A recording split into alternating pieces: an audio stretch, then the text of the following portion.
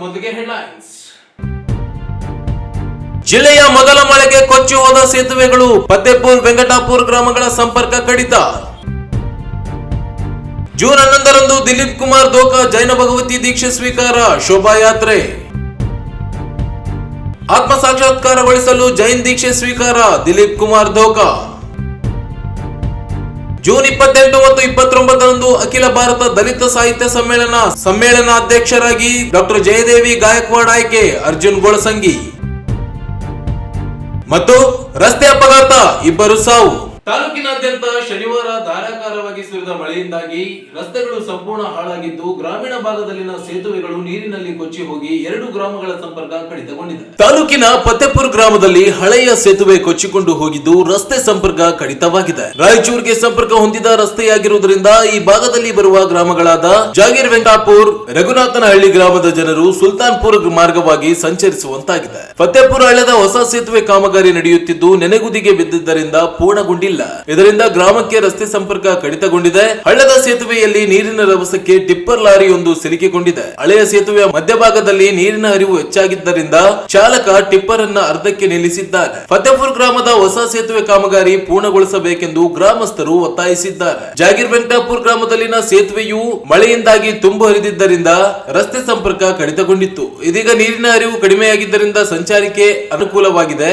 ಫತ್ತೇಪುರ್ ಮತ್ತು ಜಾಗೀರ್ ವೆಂಕಟಾಪುರ್ 2 ಗ್ರಾಮಗಳ ಮಧ್ಯದಲ್ಲಿನ 2 ಹಳ್ಳಗಳು ತುಂಬಿ ಹರಿದಿದ್ದರಿಂದ 2 ಗ್ರಾಮಗಳ ಸಂಪರ್ಕ ಕಡಿತಗೊಂಡಿತ್ತು. ಬೇವಿನ ಬೆಂಚಿ ಗ್ರಾಮದಲ್ಲಿನ ಹಳ್ಳಕ್ಕೆ ನಿರ್ಮಿಸಿದ ಹೊಸ ಸೇತುವೆ ಮೇಲೆ ನೀರು ಹರಿದಿದ್ದರಿಂದ ಅರಶಿಣಿಗೆ ಗ್ರಾಮಕ್ಕೆ ತೆರಳುವ ರಸ್ತೆ ಸಂಪರ್ಕವೂ ಕಡಿತಗೊಂಡಿದೆ.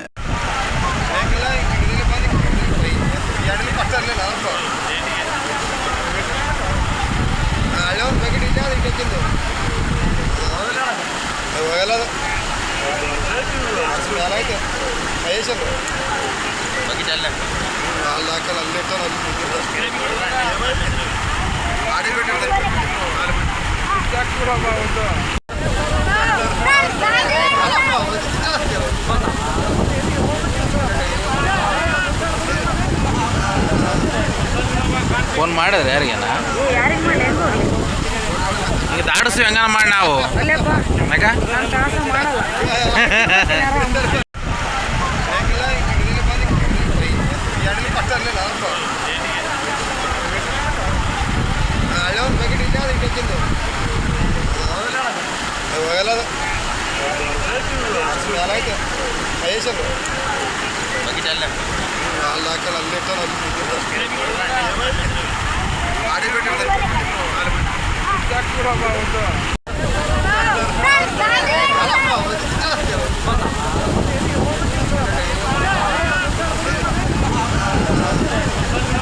ಫೋನ್ ಮಾಡಿದ್ರೆ ಯಾರಿಗೇನ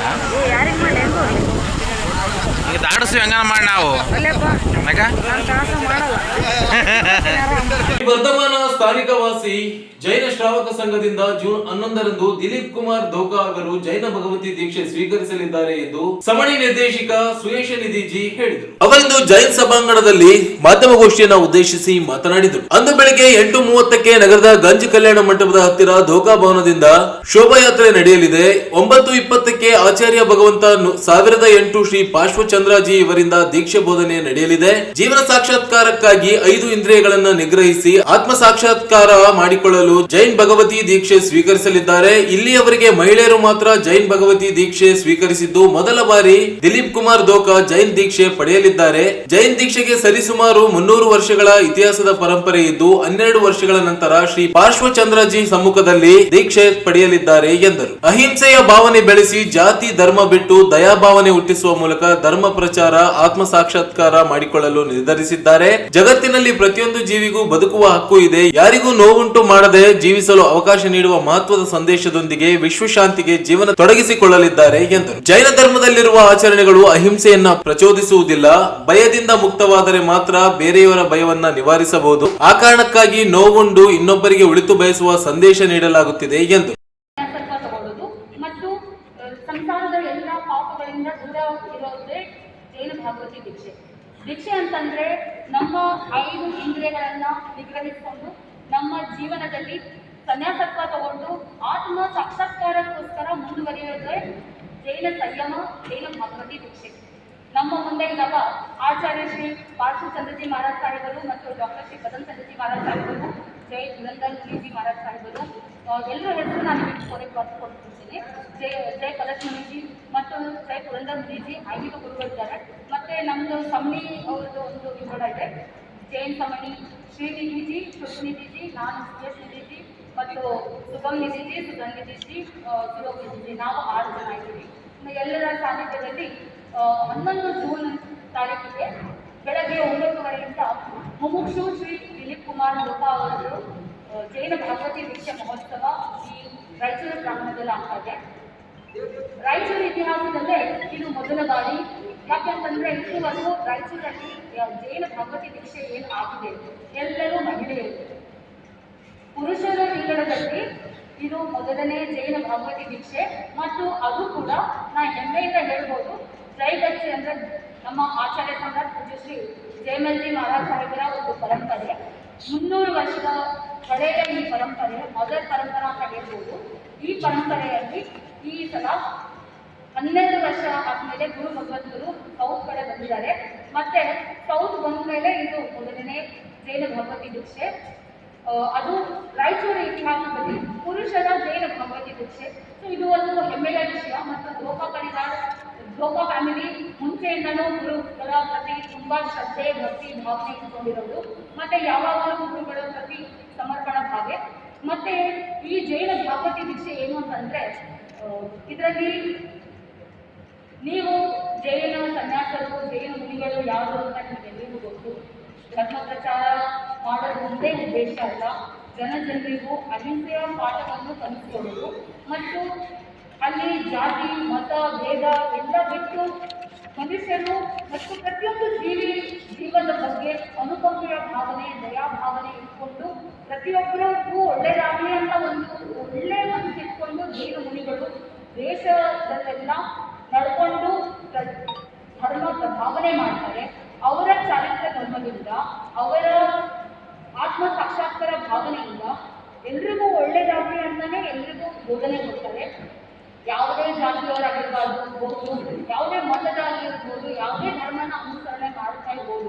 ಯಾವತ್ತೂ ಜೈನ ಮುನಿಗಳು ನೀವು ಕನ್ವರ್ಟ್ ಆಗಿ ಅಂತ ಯಾವತ್ತೂ ಯಾರಿಗೂ ಹೇಳೋದಿಲ್ಲ. ಯಾಕೆಂತಂದ್ರೆ ಜೈನ ಧರ್ಮ ಒಂದು ಒಳ್ಳೆ ರೀತಿಯಿಂದ ಜೀವನ ನಡೆಸ್ಕೊಳ್ಳೋ ಒಂದು ವಿಧಾನ, ಜೈನ್ ವೇ ಆಫ್ ಲೈಫ್. ಅದರಲ್ಲಿ ಎಲ್ರಿಗೂ ನಾವು ಹೇಳ್ಕೊಡೋದು ಅಂದರೆ ಪ್ರತಿಯೊಬ್ಬ ಜೀವಿಸಕ್ಕೆ ಇಷ್ಟಪಡುತ್ತೆ, ಯಾರು ಸಾಯಕ್ಕೆ ಇಷ್ಟಪಡೋದಿಲ್ಲ.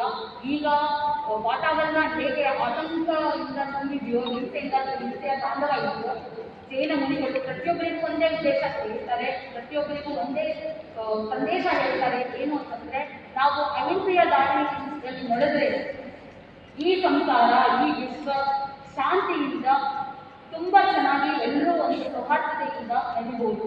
ನಾನು ಧೋಕಾ ಫ್ಯಾಮಿಲಿಗೆ ತುಂಬ ಹೃತ್ಪೂರ್ವಕವಾಗಿ ಅನುಮೋದನೆ ಹೇಳ್ತೀನಿ ಮತ್ತು ಧನ್ಯವಾದ ಹೇಳ್ತೀನಿ. ಯಾಕೆಂತಂದರೆ ಅವರು ತುಂಬ ವರ್ಷದಿಂದ ಸ್ಟಾರ್ಟಿಂಗಿಂದ, ಅಂದರೆ ಇವ್ರ ತಂದೆ ಶ್ರೀಮಾನ್ ಮದನ್ಲಾಲ್ ಧೋಕಾ ಅವರು ನಮ್ಮ ಅಖಿಲ ಭಾರತೀಯ ಶ್ವೇತಾಂಬರ ಸ್ಥಾನಪಾತಿ ಜೈ ಶ್ರಾವಕ ಸಂಘ ಏನಿದೆಯೋ ಆಲ್ ಇಂಡಿಯಾ ಲೆವೆಲ್ಗೆ, ಅಲ್ಲಿ ಮುಂಚೆ ಪೂರ್ವ ಅಧ್ಯಕ್ಷರಾಗಿದ್ದರು, ಮಂತ್ರಿ ಆಗಿದ್ದರು, ಕಾರ್ಯದರ್ಶಿಯಾಗಿದ್ದರು.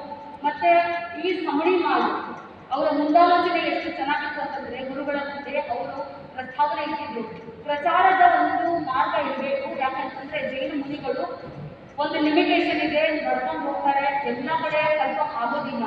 ಎಷ್ಟೊಂದು ಕ್ಷೇತ್ರ ಯಾವ ರೀತಿ ಇದೆ ಅಂತಂದರೆ, ಅಲ್ಲಿ ಜೈನ ಸಾಧು ಅವ್ರ ಜೀವನಚರ್ಯೆ ಪ್ರಕಾರ ಅವರು ಅಲ್ಲಿ ಹೋಗೋಕ್ಕಾಗೋದಿಲ್ಲ. ಇನ್ನು ಇದೇ ವೇಳೆ ಸಮಾಜದ ಮುಖಂಡ ಗೌತಮ್ ಚಂದ್ ಗಿನಿಯಾ ಮಾತನಾಡಿ, ಧೋಕಾ ಕುಟುಂಬದಲ್ಲಿ ಹುಟ್ಟಿ ಬೆಳೆದ ದಿಲೀಪ್ ಕುಮಾರ್ ಇವರು ಜೈನ್ ಭಗವತಿ ದೀಕ್ಷೆ ಪಡೆಯಲು ನಿರ್ಧರಿಸಿದ್ದಾರೆ. ದಿವಂಗತ ಮದನ್ ಲಾಲ್ ಧೋಕಾ ಮತ್ತು ಕಂಚನ್ಬಾಯಿ ಧೋಕಾ ಇವರ ಪುತ್ರರಾಗಿ ದಿಲೀಪ್ ಕುಮಾರ್ ಧೋಕಾ ಇವರು ಎಂಫಾರ್ಮ್ ನಲ್ಲಿ ಗೋಲ್ಡ್ ಮೆಡಲ್ ಪಡೆದು ಬೆಂಗಳೂರು ಮತ್ತು ಅಮೆರಿಕದಲ್ಲಿ ಕಾರ್ಯನಿರ್ವಹಿಸಿದ್ದಾರೆ.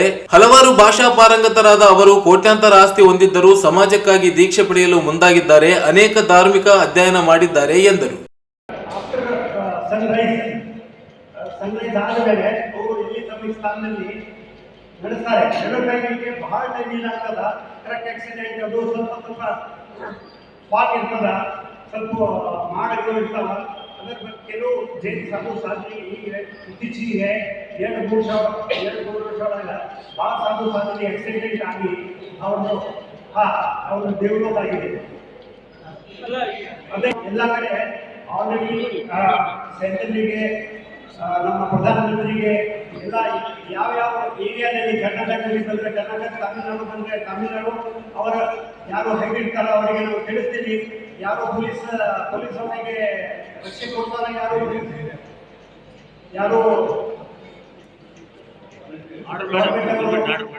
ಯಾರಿಗೆ ಎಸ್ಕಾರ್ಟ್ ಕೊಡಲಿಲ್ಲ. ಮತ್ತೆ ನಮ್ಮ ಮಂದಿ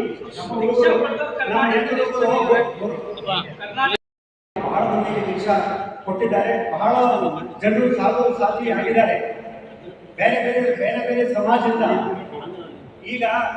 ಈಗ ನಮ್ಮ ಪಾರಸ್ಪರಿ ಗುರುಗಳು ಅವರದ್ದು ಜಾತಿ, ಈಗ ನಮ್ಮ ಆಚಾರ್ಯವರು ಬೇಡ ಅಂದ್ರೆ ಅವರು ಜಾತಿ. ನಾವೇನು ಕೈಫೆಲೆ ಮಾಡ್ತೀವಿಲ್ಲ, ಅಲ್ಲಿ ರಾಜಸ್ಥಾನದಲ್ಲಿ ಮಾಲಿ ಅಂತ ಹೇಳ್ತೀವಿ, ಅವರು ಕೈಫೆಲೆ ಮಾಡೋರು.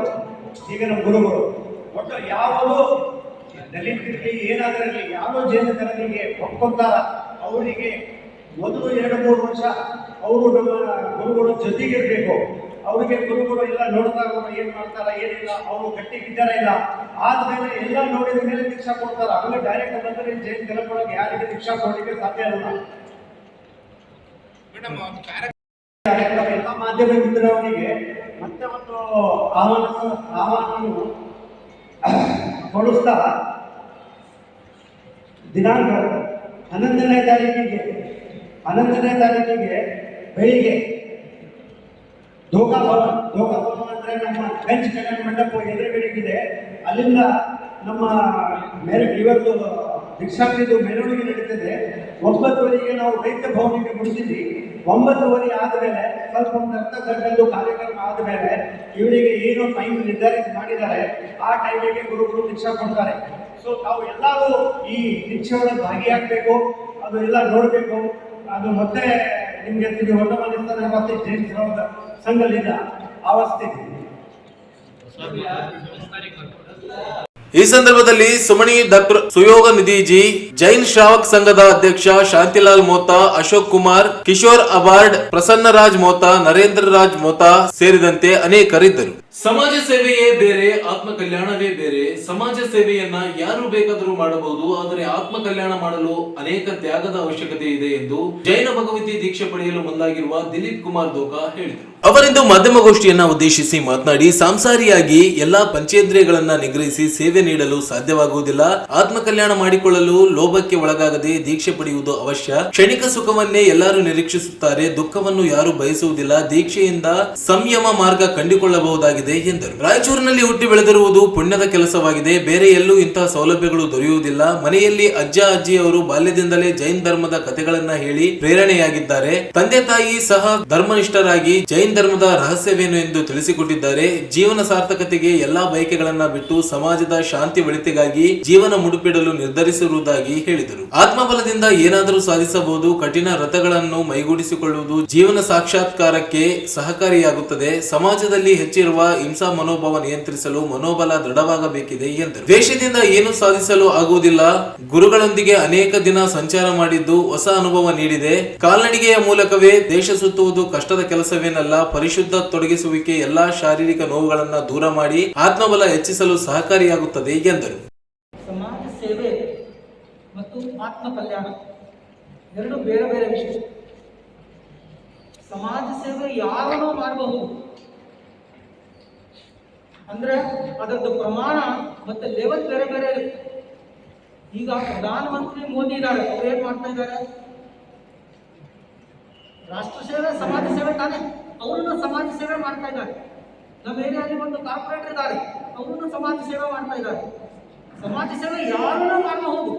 ಭಾರತೀಯ ಆದ ಎಲ್ಲರೂ ನಾಗರಿಕರು ಅವರವರ ಪರವಾಗಿ ಅವರವರ ಹೃದಯದಿಂದ ಭಾವನೆಯಿಂದ ಎಷ್ಟು ಆಗುತ್ತೆ ಅಷ್ಟು ಅವರು ಸಮಾಜ ಸೇವೆ ಮಾಡಬಹುದು. ಆದರೆ ಆತ್ಮ ಕಲ್ಯಾಣ ಮಾಡೋದು ಬರೇ ಈಗ ಹೇಳಿದ್ರು, ಜೈನ ಮತದಲ್ಲಿ ಸುಮಾರು 18-20 ಸಾವಿರ ಸಾಧು ಸಾಧ್ವಿ ಇದ್ದಾರೆ. ಆತ್ಮ ಕಲ್ಯಾಣ ಬೇರೆ, ಸಮಾಜ ಸೇವೆ ಬೇರೆ. ದೀಕ್ಷೆ ತಗೊಳ್ಳೋದು ಫಸ್ಟ್ ಏನಂದ್ರೆ ಆತ್ಮ ಕಲ್ಯಾಣ. ಆತ್ಮ ಕಲ್ಯಾಣ ಮಾಡ್ತಾ ಇರುವಾಗ ಆ ದಾರಿಯಲ್ಲಿ ಸಮಾಜದಿಂದ ಸಮಾಜವು ಬಂದುವಾಗ ಅವ್ರದ್ದು ಏನೋ ಇಶ್ಯೂಸ್ ಇರುತ್ತೆ, ನಮ್ಮ ಪ್ರಜ್ಞೆಯಿಂದ ಅವರ ಇಶ್ಯೂಸ್ ಸಾಲ್ವ್ ಮಾಡಲಿಕ್ಕೆ ನಾವು ಪ್ರಯತ್ನ ಮಾಡ್ತೀವಿ. ಆದರೆ ನಮ್ಮ ಪ್ರಯಾರಿಟಿ ಏನು? ಆತ್ಮಕಲ್ಯಾಣ. ದೀಕ್ಷೆ ತಗೊಳ್ಳೋದು ಆತ್ಮ ಕಲ್ಯಾಣ ಸಮಿತಿ, ಅದರದ್ದು ಬೈ ಪ್ರಾಡಕ್ಟ್ ಏನಂದ್ರೆ ಸಮಾಜ ಸೇವೆ. ಈಗ ನಾವು ಫೀಲ್ಡಲ್ಲಿ ರೈಸ್ ಪ್ಯಾಡಿ ಹಾಕ್ತೀವಿ, ನಮ್ಮ ಪರ್ಪಸ್ ಏನು? ರೈಸ್ ತಗೋಬೇಕು. ಬಟ್ ರೈಸ್ ಜೊತೆಗೆ ಏನು ಬರುತ್ತೆ? ಆಕಳಿಗೆ ಮೇವು ಬರ್ತಾನೆ. ಆ ಥರನೇ ದೀಕ್ಷೆ ತಗೊಳ್ಳೋದು ಮೇನು ಆತ್ಮ ಕಲ್ಯಾಣ ಸಲುವಾಗಿ, ಅದರದ್ದು ಬೈ ಪ್ರಾಡಕ್ಟ್ ಸಮಾಜ ಸೇವೆ. ಇಷ್ಟೆಲ್ಲ ಅನಂತ ಜೀವಗಳಿದ್ದಾವೆ. ಜೀವ ಅಂದ್ರೆ ಬರೀ ಮನುಷ್ಯ ಇಲ್ಲ, ಬರೀ ಅನಿಮಲ್ಸ್, ಪ್ಲಾಂಟ್ಸ್ ಇಲ್ಲ. ಯಾವ ಜೀವಕ್ಕೆ ಒಂದು ಬರೀ ಸ್ಪರ್ಶ ಇದೆ, ಅದು ಏಕೇಂದ್ರಿಯ ಜೀವ. ಎರಡು ಇಂದ್ರಿಯ ಇದೆ, ಮಾತ್ರ ಏಕೇಂದ್ರಿಯ, ಬೇಂದ್ರಿಯ, ತೇಂದ್ರಿಯ, ಚೌರೇಂದ್ರಿಯ ಮತ್ತು ಪಂಚೇಂದ್ರಿಯ. ನಾವು ಮನುಷ್ಯ ಆಗಿ ಪಂಚ ಇಂದ್ರಿಯ ಧರಿಸಿದ್ದೀವಿ. ಆ ಥರ ಇಡೀ ಲೋಕದಲ್ಲಿ ಅನಂತ ಜೀವ ಇದ್ದಾರೆ. ಆ ಅನಂತ ಜೀವದಲ್ಲಿ ಎಲ್ಲ ಜೀವಿಗಳು ಸುಖಿ ಆಗಬೇಕಂತ ಇಷ್ಟಪಡ್ತಾರೆ. ಯಾರು ದುಃಖಿ ಆಗ್ಬೇಕಂತ ಇಷ್ಟಪಡೆಯಲು ನಿಜ ತಾನೆ? ಈಗ ನಾವೆಲ್ಲರೂ ಸುಖಿ ಆಗ್ಬೇಕಂತ ಇಷ್ಟಪಡ್ತೀವಿ, ಆದ್ರೆ ಸುಖಿ ಆಗ್ಬೇಕಾದ ಮಾರ್ಗ ಏನು? ಹಾಗೆ ಸುಖಿ ಆಗ್ಬೇಕು? ಬರೇ ನಾವು 2 ಸಲ ಊಟ ಮಾಡಿದ್ಬಿಟ್ಟು ಮಲ್ಬಿಟ್ಟು ಸುಖಿ ಆಗ್ತೀವಿ ಏನು? ಬರೇ ನಮ್ಮ ಮನೆ ಹಾಕ್ಬಿಟ್ರೆ, ಗಾಡಿ ಹಾಕ್ಬಿಟ್ರೆ, ಬಂಗ್ಲೆ ಹಾಕ್ಬಿಟ್ರೆ ಸುಖಿ ಆಗ್ತೀವಿ ಏನು? ಸಂಸಾರದಲ್ಲಿ ಇರುವ ಮಟ್ಟಿಗೆ ಈ ಜೀವ ದುಃಖವನ್ನು ಅನುಭವಿಸ್ತಾನೆ. ಸುಖ ಕ್ಷಣ ಮಾತ್ರ, ಸುಖ ತುಂಬಾ ಕಡಿಮೆ ಈ ಜೀವಕ್ಕೆ. ಇಡೀ ಲೋಕದಲ್ಲಿ ನಮ್ಮ ಆಯುಷ್ಯ ಎಷ್ಟಿರುತ್ತೆ ಆ ಆಯುಷ್ಯ ಪರ್ಯಂತ ಈ ಜೀವ ಸುಖ ಕನಿಷ್ಠ ಕ್ಷಣ ಮಾತ್ರ ಸುಖ ಅನುಭವಿಸ್ತಾನೆ. ಆದರೆ ದುಃಖಗಳು ನಮ್ಮ ಜೀವನದಲ್ಲಿ ಸುಮಾರವಾಗಿ ಏನು ತುಂಬಾ ಜಾಸ್ತಿ ಇರ್ತದೆ. ಆ ದುಃಖ ಏನಿದೆ ಭಗವಂತವರು ಹೇಳಿದ್ದಾರೆ, ಈ ಜನ್ಮ ಮತ್ತು ಮರಣದ ದುಃಖ, ಈ ಜನ್ಮ ಮತ್ತು ಮರಣದ ಸೈಕಲ್ ಏನಿದೆ ಅಲ್ವಾ, ಆ ಸೈಕಲ್ನೇ ಎಲ್ಲ ಜೀವಿಗಳ ಜೀವನದಲ್ಲಿ ದುಃಖ ಮತ್ತು ಸುಖವನ್ನು ಅನುಭವಿಸ್ತಾರೆ. ಆ ಸೈಕಲ್ ಅನ್ನು ಬ್ರೇಕ್ ಮಾಡಬೇಕಂದ್ರೆ ಭಗವಂತ ಮಹಾವೀರ ಸ್ವಾಮೀಜಿಯವರು ಈ ದೀಕ್ಷೆಯನ್ನು ಒಂದು ಸಂಯಮ ಮಾರ್ಗವನ್ನು ಹೇಳಿಕೊಟ್ಟಿದ್ದಾರೆ. ಭಗವಂತರು 2 ತರ ಮಾರ್ಗ ಹೇಳಿದ್ದಾರೆ, ಆಗಾರ ಧರ್ಮ ಮತ್ತು ಅನಗಾರ ಧರ್ಮ. ಆಗಾರ ಧರ್ಮ ಅಂದ್ರೆ ನಾವು ಸಂಸಾರದಲ್ಲಿ ಇಟ್ಟುಬಿಟ್ಟು, ಗೃಹಸ್ಥಾಶ್ರಮದಲ್ಲಿ ಇಟ್ಟುಬಿಟ್ಟು ಏನು ಧರ್ಮವನ್ನು ಆಚರಿಸಿ ಮಾಡ್ತೀವಿ ಅದು ಆಗಾರ ಧರ್ಮ.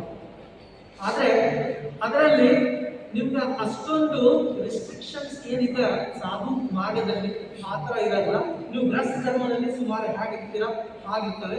ಅವರಿಗೆ 12 ಪ್ರಕಾರ ವ್ರತಗಳು ಇರುತ್ತವೆ. ಅದರಲ್ಲಿನೂ ಮುಖ್ಯ ಅಹಿಂಸಾ ಮುಖ್ಯನೇ, ಅದರಲ್ಲಿನೂ ಅಹಿಂಸಾ ಮುಖ್ಯನೇ. ಬಟ್ ಆದರೆ ಆಗಾರ ಧರ್ಮ ಏನು ಹೇಳಿದ್ದಾರೆ ಅದು ಸಾಧು ಸಾಧಿ ದೀಕ್ಷೆ ತಗೊಂಡು ಮಾಡ್ತಾರೆ. ಆ ಮಾರ್ಗದಲ್ಲಿ ಜೀವ ಪ್ರಯತ್ನ ಮಾಡಿಬಿಟ್ಟು ನಮ್ಮ ಆತ್ಮಾಲೋಕನೆ ಮಾಡಿಬಿಟ್ಟು ನನ್ನ ಆತ್ಮಭಾವದಲ್ಲಿ ಗಮನ ಮಾಡಿಬಿಟ್ಟು ಈ ದುಃಖ ಮೂಲಕ ಏನೇನು ಕ್ರಿಯೆಗಳು ಇದ್ದಾವೆ ಆ ಎಲ್ಲ ಕ್ರಿಯೆಗಳನ್ನು ಏನು ಮಾಡ್ತಾರೆ, ಸಮೂಹವಾಗಿ ನಷ್ಟ ಮಾಡ್ತಾರೆ. ಅಖಿಲ ಭಾರತ ದಲಿತ ಸಾಹಿತ್ಯ ಸಮ್ಮೇಳನ ಜೂನ್ 28 ಮತ್ತು 29ರಂದು ನಡೆಯಲಿದ್ದು, ಸಮ್ಮೇಳನದ ಸರ್ವಾಧ್ಯಕ್ಷರನ್ನಾಗಿ ಸಾಹಿತಿ ಡಾಕ್ಟರ್ ಜಯದೇವಿ ಗಾಯಕ್ವಾಡ್ ಆಯ್ಕೆಯಾಗಿದ್ದಾರೆ ಎಂದು ದಲಿತ ಸಾಹಿತ್ಯ ಪರಿಷತ್ ರಾಜ್ಯಾಧ್ಯಕ್ಷ ಡಾಕ್ಟರ್ ಅರುಣ್ ಗೋಳಸಂಗಿ ಹೇಳಿದರು. ಅವರಿಂದು ಮಾಧ್ಯಮಗೋಷ್ಠಿಯನ್ನ ಉದ್ದೇಶಿಸಿ ಮಾತನಾಡಿ, ನಗರದ ಸಿದ್ದರಾಮ ಜಂಬಲ್ದಿನಿ ರಂಗಮಂದಿರದಲ್ಲಿ ನಡೆಯಲಿರುವ ಸಮ್ಮೇಳನವನ್ನ ಬಂಡಾಯ ಸಾಹಿತಿ ಡಾಕ್ಟರ್ ಬರಗೂರು ರಾಮಚಂದ್ರಪ್ಪ ಉದ್ಘಾಟಿಸಲಿದ್ದಾರೆ. ಆಶಯ ನುಡಿಗಳನ್ನ ರಾಜ್ಯಸಭಾ ಸದಸ್ಯ ಡಾಕ್ಟರ್ ಎಲ್ ಹನುಮಂತಯ್ಯ ನುಡಿಯಲಿದ್ದಾರೆ. ಸಾಹಿತ್ಯ ಪರಿಷತ್ನಿಂದ ಹೊರತರಲಾದ ಪುಸ್ತಕಗಳನ್ನ ಸಾಹಿತ್ಯ ಪರಿಷತ್ ಮಾಜಿ ಅಧ್ಯಕ್ಷ ಮನು ಬಳಿಗಾರ್ ಬಿಡುಗಡೆಗೊಳಿಸಲಿದ್ದಾರೆ. ದಲಿತ ಸಾಹಿತ್ಯ ಪರಿಷತ್ ನೀಡುವ ಗೌರವ ಪ್ರಶಸ್ತಿ ಪುಸ್ತಕ ಪ್ರಶಸ್ತಿಗಳನ್ನ ಸಾಹಿತಿ ಕುಂ ವೀರಭದ್ರಪ್ಪ ಪ್ರದಾನ ಮಾಡಲಿದ್ದಾರೆ. ಸಮಾರೋಪ ಸಮಾರಂಭದ ಮುಖ್ಯ ಭಾಷಣಕಾರರಾಗಿ ಜಾನಪದ ಜಾನಪದ ಅಕಾಡೆಮಿ ಅಧ್ಯಕ್ಷ ಗೊಲ್ಲಹಳ್ಳಿ ಶಿವಪ್ರಸಾದ್ ಆಗಮಿಸಲಿದ್ದಾರೆ. 2 ದಿನಗಳ ಸಮ್ಮೇಳನದಲ್ಲಿ 2 ಕವಿಗೋಷ್ಠಿಗಳು ನಡೆಯಲಿವೆ. ಮಹಿಳೆಯರಿಗಾಗಿಯೇ ಪ್ರತ್ಯೇಕ ಕವಿಗೋಷ್ಠಿ ನಡೆಯಲಿದೆ. ಸರ್ವರಿಗೂ ಸಂವಿಧಾನ ಮೀಸಲಾತಿ ಒಳಗೆ ಹೊರಗೆ ವಿಷಯದ ಕುರಿತು 2 ಸಂವಾದ ಗೋಷ್ಠಿಗಳು, ರಾಯಚೂರು ಜಿಲ್ಲೆಯ ದಲಿತ ಬಂಡಾಯ ಸಾಹಿತ್ಯ ಮತ್ತು ದಲಿತ ಲೋಕದ ವರ್ತಮಾನ ವಿಷಯವಾಗಿ ವಿಚಾರ ಸಂಕಿರಣ, ಚಿತ್ರಕಲಾ ಸ್ಪರ್ಧೆ, ಪುಸ್ತಕ ಮಾರಾಟ ವ್ಯವಸ್ಥೆ ಮಾಡಲಾಗುತ್ತದೆ ಎಂದರು. ಮಾಜಿ ರಾಜ್ಯಸಭಾ ಸದಸ್ಯರು ಮತ್ತು ಹೆಸರಾಂತ ಬರಹಗಾರತಕ್ಕಂಥ ಡಾಕ್ಟರ್ ಎಲ್ ಹನುಮಂತಯ್ಯವರು ಆಶಯ ನುಡಿಗಾಡೋದ ಪ್ರಕಾರ ಈಗಾಗಲೇ ಕನ್ನಡ ಸಾಹಿತ್ಯ ಪರಿಷತ್ತಿನ ರಾಜ್ಯಾಧ್ಯಕ್ಷರಾಗಿ ಹೋಗಿರ್ತಕ್ಕಂಥ ಮಾಜಿ ಮನು ಬಳಿಗಾರ್ ಅವರು ನಮ್ಮ ಪರಿಷತ್ತಿನ 25 ಪುಸ್ತಕ ಮಾಡಬೇಕು ಅಂತ 30 ಅಂದ್ಕೊಂಡಿದ್ದೀವಿ. ಸೊ ಆರ್ಥಿಕ ಮುಗ್ಗಟ್ಟಿನಿಂದ 20ರಿಂದ 25 ಪುಸ್ತಕ ಸಿದ್ಧತೆ ನಡೆದ ಆಗಲಿ ಒಂದು ಸ್ಮರಣ ಸಂಚಿಕೆ ಬರೆದವರು ಅಂತೇಳಿ ಈ 25 ಪುಸ್ತಕಗಳನ್ನು ಬಿಡುಗಡೆ ಮಾಡೋದಕ್ಕೆ ಮನು ಬಳಿಗಾರ್ ಅವರು ಬರ್ತೀನಿ ಒಪ್ಕೊಂಡಾರ. ನಾವೇನು ಹಿಂದಿನ ಸಭೆಯೊಳಗೆ ತಮ್ಮ ಜೊತೆ ಹಂಚಿಕೊಂಡ ಹಾಗೆ ಗೌರವ ಪ್ರಶಸ್ತಿ, ಪುಸ್ತಕ ಪ್ರಶಸ್ತಿ ಇವುಗಳನ್ನು ಪ್ರದಾನ ಮಾಡೋದಕ್ಕೆ ನಮ್ಮ ಕುಮಾರ ವೀರಭದ್ರಪ್ಪ ಸರ್ ಬರ್ತೀನಿ ಒಪ್ಕೊಂಡಾರ, ಪ್ರಶಸ್ತಿ ಪ್ರದಾನ ಮಾಡ್ತಾರೆ. ಮತ್ತು ಸಮಾರೋಪಕ್ಕಾಗಿ ನಮ್ಮ ಜೊತೆಗೆ ನಮ್ಮ ನಾಡಿನ ಹೋರಾಟದ ಹಾಡುಗಳನ್ನು ಬರೆಯುವುದರ ಮೂಲಕ ಈ ಸದ್ಯ ಕರ್ನಾಟಕ ಜಾನಪದ ಅಕಾಡೆಮಿ ಅಧ್ಯಕ್ಷರಾಗಿರ್ತಕ್ಕಂಥ ಶಿವಪ್ರಸಾದ್ ಗೊಲ್ಲಹಳ್ಳಿ ಸರ್ ಸಮಾರೋಪದಲ್ಲಿ ಮಾಡುತ್ತಾರೆ. 3 ಮುಖ್ಯ ಸಂಗತಿಗಳು ಸಮ್ಮೇಳನದ ವಿಶೇಷ ಸಂಘಟನೆಗಳಾದ ನಮ್ಮ ಸಮ್ಮೇಳನದ ಆಶಯನೇ ಸಂವಿಧಾನ ಭಾರತ. ಮೊದಲ ಸಭೆಗಳ ನಮ್ಮ ಜೊತೆ ಹಂಚಿಕೊಂಡಿದ್ದು ನಾವು ಈ ಸಂವಿಧಾನ ಭಾರತದ ಮೊದಲ ಆಶಯ ನಮ್ಮದು. ಇದ್ರ ಬಗ್ಗೆ ಒಂದು ಸಂವಾದ ದೃಷ್ಟಿ ನಡೀತದ. ಕೆಲವು ಸ್ನೇಹಿತರು ರಾಜ್ಯದ ಬೇರೆ ಬೇರೆ ಭಾಗದ ಸ್ನೇಹಿತರು ಸಂವಾದಕ್ಕೆ ಬರ್ತಾರೆ. ಆಮೇಲೆ ನಾವಿಲ್ಲಿ ಸಮ್ಮೇಳನ ಮಾಡ್ತಾ ಇರೋದ್ರಿಂದ ರಾಯಚೂರು ಜಿಲ್ಲೆಯ ದಲಿತ ಬಂಡಾಯ ಸಂಕೀರ್ಣ ಗೋಷ್ಠಿ ಅದಾವೆ. ಆ ದಲಿತ ಬಂಡಾಯ ಗೋಷ್ಠಿ ಇರ್ಬೋದು, ನಮ್ಮ ದಲಿತ ಲೋಕದ ವರ್ತಮಾನದ ವಿಷಯಗಳ ಕುರಿತು ಮಾತಾಡೋದು ಸ್ನೇಹಿತರು ಬರ್ತಾರೆ. ಈ ರೀತಿ ಕೆಲವು ವಿಷಯಗಳನ್ನು ಇಟ್ಟುಕೊಂಡು 2 ಸಂವಾದ ಗೋಷ್ಠಿ, 1 ಸಂಕೀರ್ಣ ಗೋಷ್ಠಿ, 2 ಕವಿಗೋಷ್ಠಿಗಳು, 1 ಪ್ರತ್ಯೇಕ ಸಲ ಮಹಿಳಾ ಗೋಷ್ಠಿ ಮಾಡಬೇಕಂತ ನಾವು ವಿಚಾರ ಮಾಡಿದ್ದೇವೆ. ಮತ್ತು ಒಂದು ವಿಶೇಷ ಏನು ಅಂತಂದ್ರೆ ನಮ್ಮ ಸಮ್ಮೇಳನದ ಪ್ರತಿ ಗೋಷ್ಠಿಗಳಿಗೆ ಒಬ್ಬರು ಮಹಿಳೆ ಇದೆ ಅಂತ ನಾವು ಸಾಮಾನ್ಯ ಕಾರ್ಯಕ್ರಮ ಮಾಡೋ ಸಹಿತ ಅದನ್ನು ಅನುಸರಿಸ್ತೀವಿ. ಒಬ್ಬ ಮಹಿಳೆ ಇರಬೇಕು. ಈಗ ನಾವು ಈ ಸಮ್ಮೇಳನದ ನಮ್ಮ ಆಮಂತ್ರಣ ಪತ್ರಿಕೆ ಸಹಿತ ಆ ರೀತಿ ವಿನ್ಯಾಸ ಮಾಡ್ಕೊಂಡಿದ್ದಾರೆ.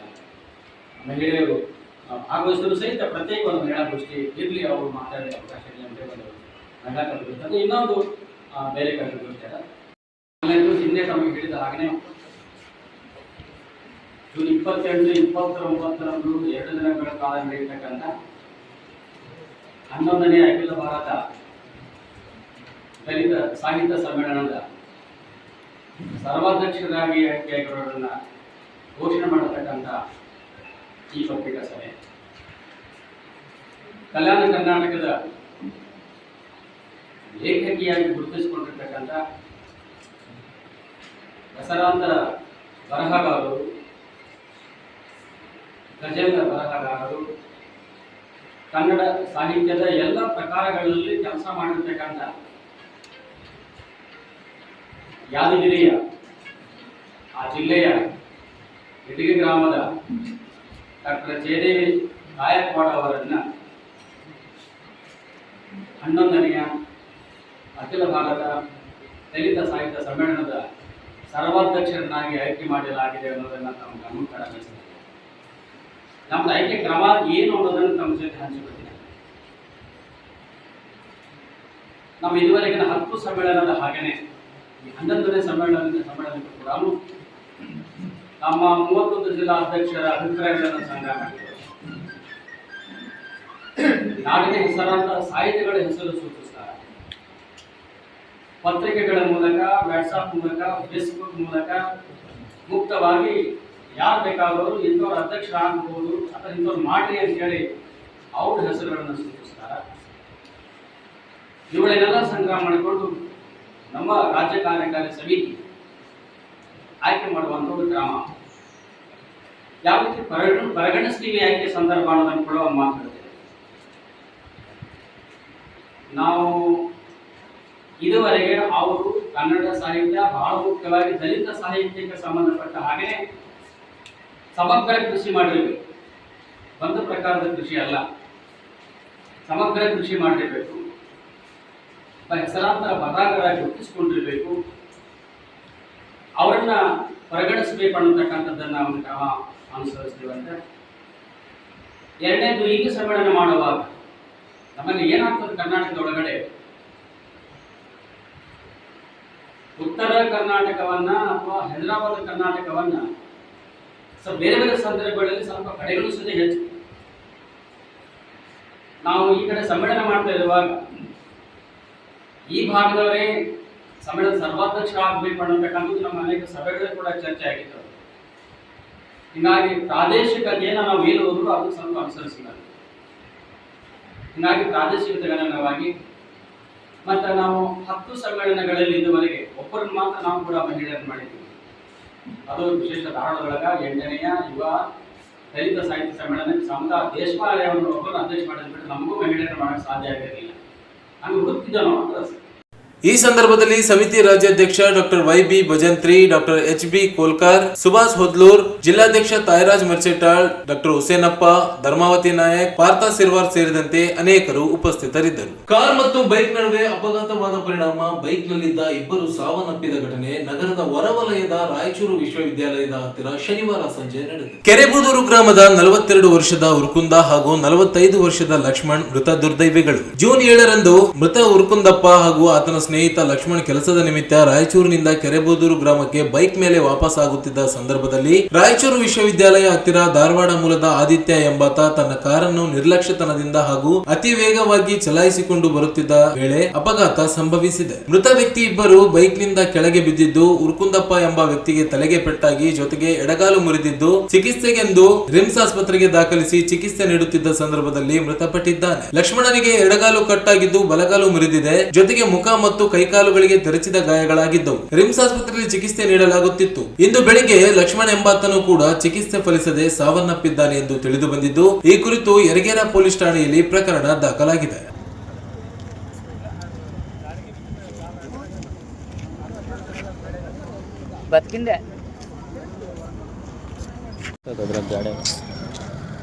ಪ್ರಾಣ ಐತೆ ಕರ ಮುಖಕ್ಕೆ ಬಿದ್ದದ ನೆಕ್ಸ್ಟ್ ಅಲ್ಲಿ ಈ ಮಚ್ಚಿಗೆ ಏನು ಮಾಡಕ್ಕೆ ಕಾಲೊಟ್ಟು ಯಾಕಂದ್ರೆ ಮತ್ತೆ ಆ ಮಚ್ಚಿ ಆಂಬುಲೆನ್ಸ್ ఇంతమంది లేబర్ చూడు జీముండది జీముండది బిక్కుతాడు నడిపెట్టి ఏమన్నా కూర్చుని పెట్టే ಕೊನೆಯಲ್ಲಿ ಮತ್ತೊಮ್ಮೆ ಹೆಡ್ಲೈನ್ಸ್. ಜಿಲ್ಲೆಯ ಮೊದಲ ಮಳೆಗೆ ಕೊಚ್ಚಿ ಹೋದ ಸೇತುವೆಗಳು, ಫತೇಪುರ್ ವೆಂಕಟಾಪುರ ಗ್ರಾಮಗಳ ಸಂಪರ್ಕ ಕಡಿತ. ಜೂನ್ 11ರಂದು ದಿಲೀಪ್ ಕುಮಾರ್ ದೋಖಾ ಜೈನ ಭಗವತಿ ದೀಕ್ಷೆ ಸ್ವೀಕಾರ, ಶೋಭಾಯಾತ್ರೆ. ಆತ್ಮ ಸಾಕ್ಷಾತ್ಕಾರಗೊಳಿಸಲು ಜೈನ್ ದೀಕ್ಷೆ ಸ್ವೀಕಾರ, ದಿಲೀಪ್ ಕುಮಾರ್ ದೋಖಾ. ಜೂನ್ 28 ಮತ್ತು 29ರಂದು ಅಖಿಲ ಭಾರತ ದಲಿತ ಸಾಹಿತ್ಯ ಸಮ್ಮೇಳನಾಧ್ಯಕ್ಷರಾಗಿ ಡಾಕ್ಟರ್ ಜಯದೇವಿ ಗಾಯಕ್ವಾಡ್ ಆಯ್ಕೆ, ಅರ್ಜುನ್ ಗೊಳಸಂಗಿ.